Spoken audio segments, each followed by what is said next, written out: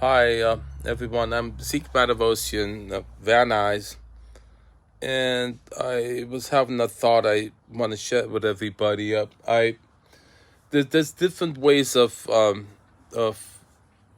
perceiving a reality, and then this one particular way I want to discuss is how the thoughts, everything is okay. It's just the thoughts we have in our minds affects how we perceive and how we figure out what to do about the situations in our lives. And so how those thoughts, where do they come from? The stuff we're here, that, since we're born, since we learn to comprehend language, the stuff we've been told, especially the stuff like as a kid, my mom had this piano student, little kid, little girl, and she was having little difficulty with getting the right notes, and then when her mom, the kid's mom, was taking her home because it was maybe it was a disappointing lesson because she was getting it wrong. The girl's mom tells her, "You're only good for dying." And I can feel how that, because that at that age, what you hear goes in deep. It's like in hypnosis. Now, and then that kid, I feel like, I hope, like she didn't hear that, didn't go on, but it does, and then so that affects, I know how that affects a person, because that, her believing that, and the stuff you heard when you were a kid, you might not even remember it, but it affects you. And so, not only is the stuff we hear as a kid, it's the stuff we as humanity have, the concepts, the words in our head. The moment civilization came into being. So we studied when I was at CSUN about Mesopotamia, the Fertile Crescent between between the Tigris and Euphrates rivers, where the language was born there. Some people say the cuneiform, that was cuneiform, the tablet, they started punching into clay tablets, cuneiform, and then some people say, I've heard that the Sanskrit is the oldest language, where the spiritual, the Bhagavad Gita was written, and so either way, and then so over there in Mesopotamia, that they had the first written story was Gilgamesh, and then a lot of stories there, like there was the story of the flood came from there, and then it was rewritten with Noah's Ark and all that stuff, and then Moses coming down the mountain and with the 10 Commandments saying, "Thou shalt only have one God and never believe in it. And if you ever look at another woman, you commit adultery." All this stuff. Now you think about all this stuff. That's just one 10 Commandments. All this stuff, all the rules, all the languages in the world, all the holy scriptures, all the political agendas, communism, Republican, Democrat, all this stuff, layers upon layers. And now, when I was a kid, we had like 2 channels, right, on the TV.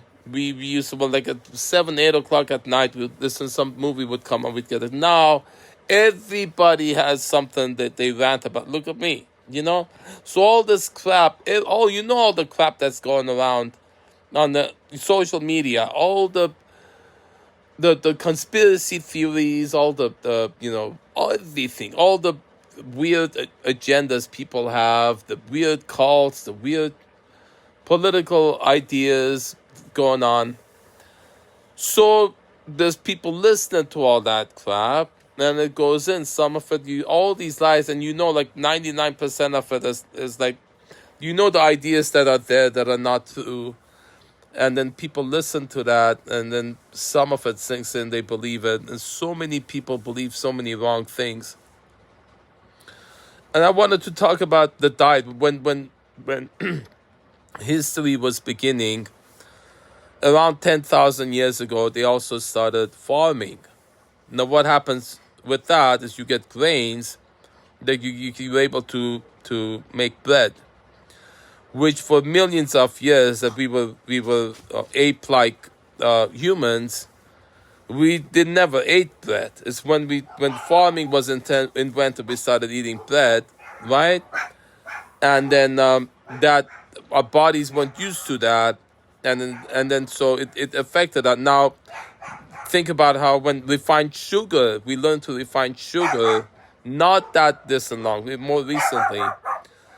How that you look at sicknesses, how they developed, heart disease, hypertension, dogs barking. What's that? Diabetes, all the sicknesses that began when refined sugar was we learned to refine sugar.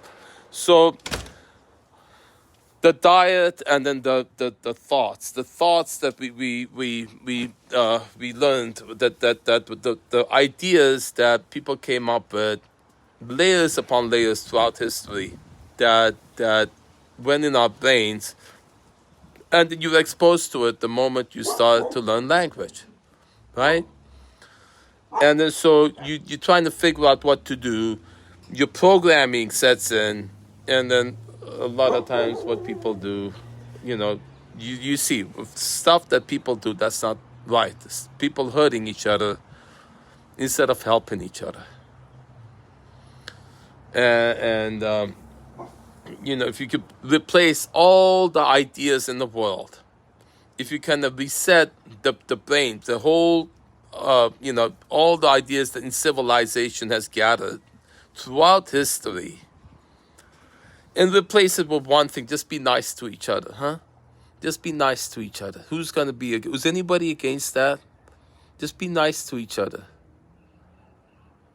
And it would be heaven on earth because people wouldn't be clapping on each other and to sue them and to provoke the reactions to sue them, which is what's going on in my life right now. I got a scammer living in a room here, claiming tenant protection now, doing everything she can to torture us, using methods that don't violate the penal code.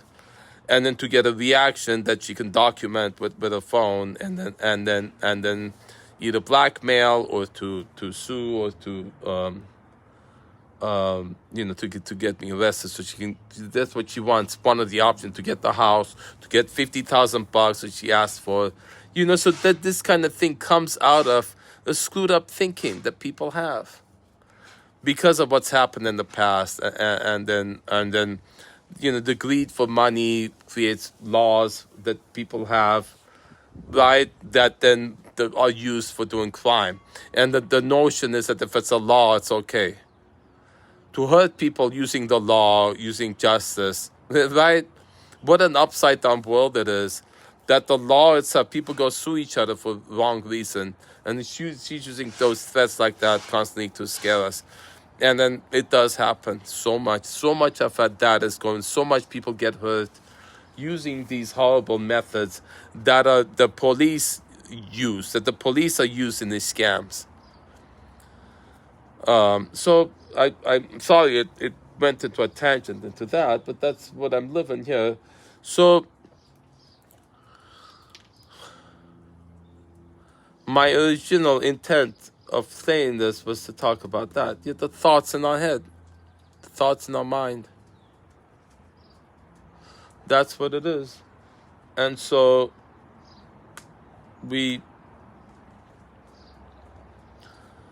I think quieting the mind is our access to the source inside. Do you understand that? The term meditation is another word, not a concept. But what it refers to is quieting the mind. silencing, you feel awake, you're conscious, you're aware, but you're not thinking. You settle your thoughts, you settle your emotions. So you get 10 seconds silent, you're enlightened right there. And right now, you don't have to even do that. Right now, if you just be here in this moment and perceive what you are, and then there's a difference, you get to a point where just you are. Where you are and you're not perceiving it, because when you're perceiving it, or you're interpreting your perception and concepts, then you're a layer removed from who you are. Who you are is not something you can know, it's who you are. And that's the point that people like try to get across, that it can't be put across. It's who you are. It's not what I transmit to you, it's who you are. I can point you to discover who you are by quieting your mind. But I can't communicate it, because communication is only concepts and words.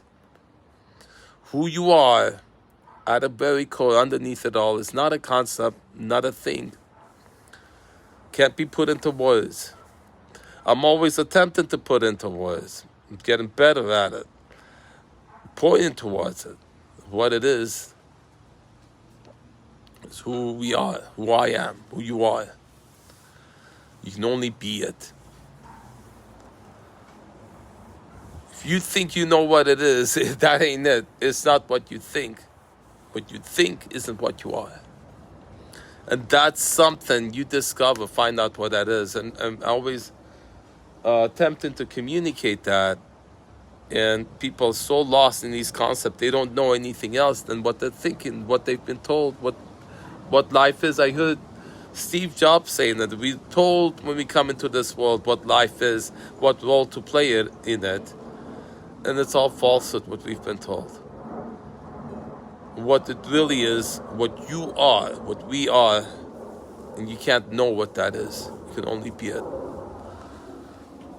Just sit down for a minute and be quiet. Know thyself. No, it ain't know thyself. And the other one says, I think, therefore I am. That's a falsehood right there. And know thyself is a falsehood, because what it really is can't be known. Be yourself. How about that? Be yourself. I am, therefore I am. I am that I am. I am, therefore I am. There it goes.